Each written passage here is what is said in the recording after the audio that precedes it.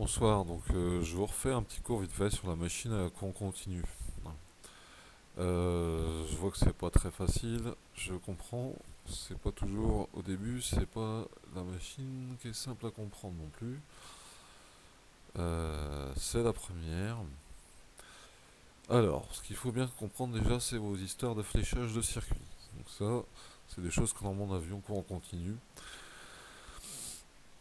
Faut se refaire son petit schéma au pire à chaque fois vous refaites le schéma au début et après ça sera plus simple. Ce qu'il faut bien retenir, c'est que votre machine, en fait, il y a trois grandeurs. En gros, il y a les quatre grandeurs qui sont importantes, c'est celle-là. À partir de là, on peut déterminer beaucoup de choses. Le U, c'est la tension du réseau. Donc, si vous avez un moteur, c'est le réseau qui l'alimentera. Donc forcément, le E, il sera toujours inférieur. Pourquoi il sera inférieur? Parce qu'il y a les pertes qui sont dues à sa résistance à l'intérieur. Le courant, c'est le réseau qui l'envoie, donc il rentre dans l'appareil. L'appareil, il reçoit du courant, il résiste. Ok. Donc E et RI, ils seront dans le même sens. Maintenant, l'histoire de mettre E égale à U moins RI ou E plus RI égale à U, c'est comme vous voulez. Au pire, si ça vous gêne, vous en retenez qu'une de formule. Je l'ai mis dans la batterie aussi. Vous en retenez qu'une de formule. Hein, on va prendre la formule du moteur qui est mise ici. Excusez-moi. Voilà. La formule qui est remise ici.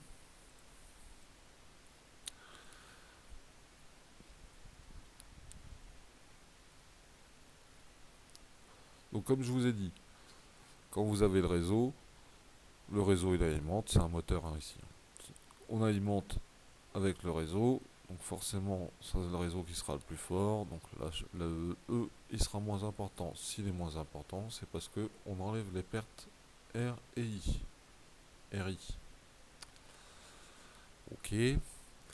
Donc ceci dit, la machine en elle-même, je ne vais pas trop revenir sur le fonctionnement.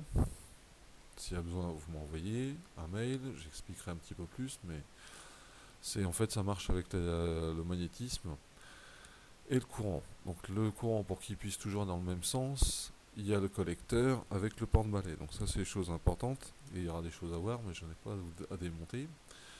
L'entretien des collecteurs, ça peut se faire, des fois on peut être obligé de le faire autour, il faut mettre un comparateur si quand on le sort, si on a vraiment un doute, parce que ça fait beaucoup d'étincelles ou ça marche plus très bien. On va le sortir, on passe au comparateur. Si c'est vraiment trop gommé, il faut passer ça autour, il n'y a pas de miracle. Ici, en fait, il y a c'est des petites barrettes. En fait, il y a un isolant, il faut le recreuser pour que ça se touche pas. En fait, avec le dépôt de carbone, il peut se mettre entre les barrettes. Ça fait un court-circuit entre guillemets. Les balais, ils sont à changer quand ils sont usés. Il y en a qui sont à roder. Donc on met un bout de papier vert fin et on fait tourner tout doucement.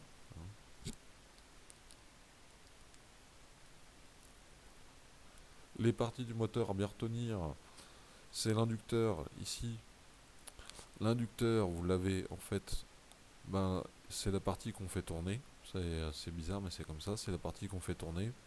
On alimente l'inducteur ici. Et l'inducteur, en fait, le courant il passe dans l'inducteur. Et ça fait faire en fait l'induit il va générer va faire tourner la chose après derrière, on va générer les forces électromagnétiques qu'il faut dedans. Voilà. Ensuite, nous, les grandeurs à surprise ici, donc ça vous redirez. La force électromotrice, donc c'est lié en fait à la tension d'alimentation, c'est donc le générateur qui va imposer la vitesse. La vitesse, elle est liée par cette formule-là. La formule-là, des fois, il la pose au bac. En fait, il faut savoir la retrouver, l'utiliser.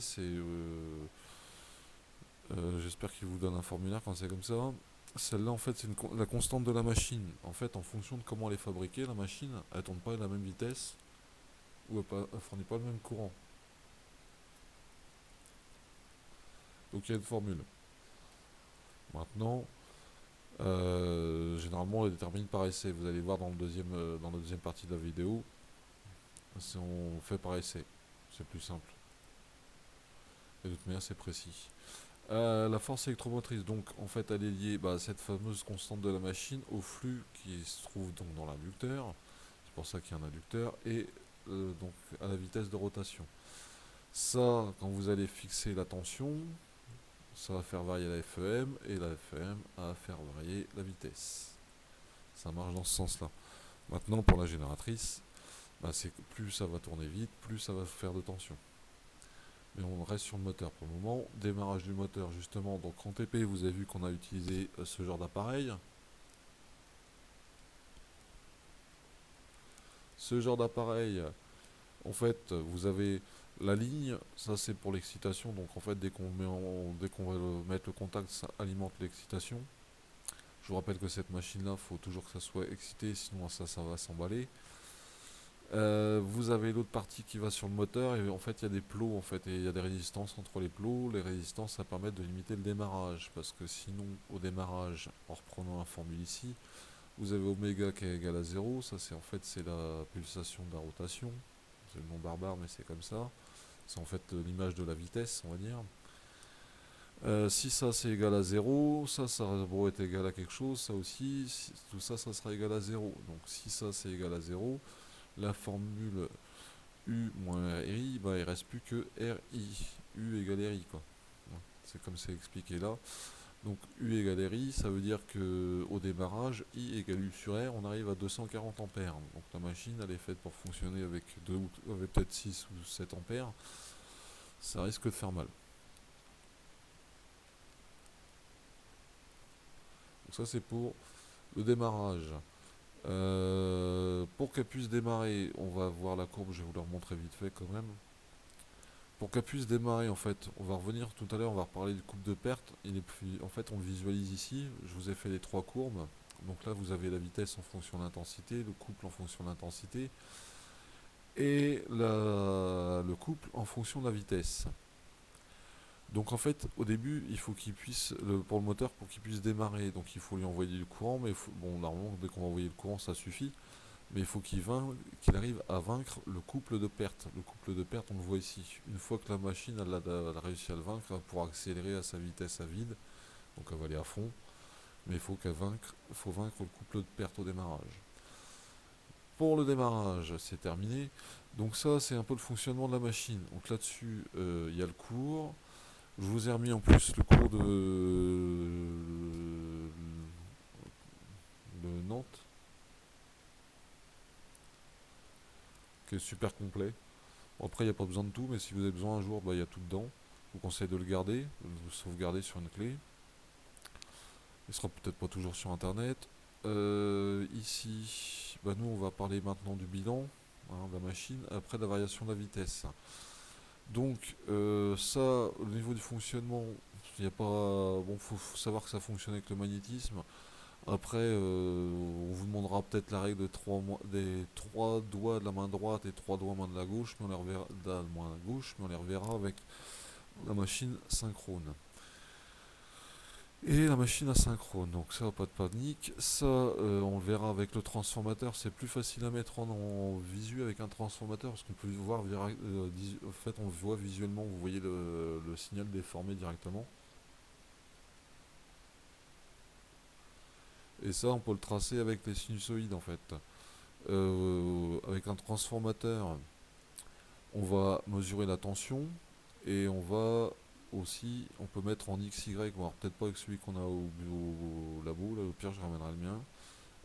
On met en XY et on voit en fait si on met la tension et le courant, en fait on voit ce genre de figure apparaître. Au pire je vous retrouverai les oscillogrammes sur internet. Si j'ai pas le temps de le faire, c'est pas très. Voilà. Au moins ça se visualise comme ça. Ensuite, le bilan de la machine. Donc ça, que ce soit de la machine à courant continu ou de la machine alternative, il faut savoir faire. Ça tombe tous les ans. Donc là, je ne sais pas si ça tombe ou pas cette année, j'en sais rien, mais vous se préparez à ce que ça tombe. Au pire, vous l'aurez fait, vous saurez au mieux vous serez prêts. Alors, le bilan de la machine, on va le reprendre en détail. Je vais le reprendre dans une vidéo parce que ça va être un peu trop compliqué pour faire en 5 minutes. Je vais arrêter après ici. Je vais expliquer un peu aussi la variation de vitesse et je ferai une autre vidéo sur la variation de vitesse. Donc là, dans les deux, je vous ai fait dans le bilan d'énergie, on fait le topo complet parce qu'en fait, quand vous fait faire ça, ça vous fait faire un peu toutes les formules de la machine. Et donc il y a des stadies qui vont aller jusqu'au couple. Donc j'ai mis les formules du couple. En fait, en couple, on parle de trois couples. Il y a le couple électromagnétique, le couple des pertes et le couple utile. Généralement, on va pas plus loin que ça. Par contre, en puissance il y a trois puissances, enfin il y a un paquet de puissances quand même. Donc il y a les pertes joules, donc ça faut bien se rappeler qu'on a un circuit inducteur, un circuit induit. Donc la puissance absorbée de la machine, comme c'est une machine à excitation indépendante, on a la machine plus son inducteur, donc l'induit et l'inducteur, faut pas oublier. La puissance absorbée, c'est les deux ensemble. Il y a des pertes joules à excitation, moi c'est pas compliqué. L'inducteur, c'est que des pertes, entre guillemets, c'est que des pertes. Si t'es pas là, ça marche pas, mais c'est que des pertes thermiques. Enfin, quand on fait le bilan du rendement, c'est que des pertes, ils servent à rien. Ensuite, dans l'induit, bah, il y a aussi des pertes joules aussi. Donc ça, c'est avec le RI carré ou U carré sur R, c'est de détailler dedans. Voilà, donc ça, je referai la vidéo. Désolé, je m'attarde un peu. Les courbes, je vais passer vite fait sur la variation de vitesse. Donc là, nous, on fonctionne en fait en ce qu'on dit. On a un mode, en fait, il y a plusieurs modes de variation de vitesse. Et là, ça varie pas. Bon. Ici, on est à ce qu'on appelle tension d'alimentation constante et flux constant. C'est-à-dire que la machine, en fait, la seule variation de vitesse qu'il y a, c'est dû à la charge. Ici. Vous voyez l'allure de la courbe, ça, je reviendrai dessus dans la vidéo. C'est en fait, on va avoir une vitesse à vide et après, en fonction de ce qu'on va mettre comme charge, en fonction du courant, on aura la vitesse qui va changer. Donc la machine à con continue, elle a eu de belles années parce que bah, c'était l'une des plus simples. Malgré toutes les formules que vous avez là, par rapport à ce qu'on peut faire en alternatif, c'est beaucoup plus simple pour réguler. Et l'avantage de la machine à courant continu, c'est que ben, voilà, le couple est proportionnel à l'intensité, quelle que soit la vitesse. Ça veut dire que je peux avoir du couple à zéro.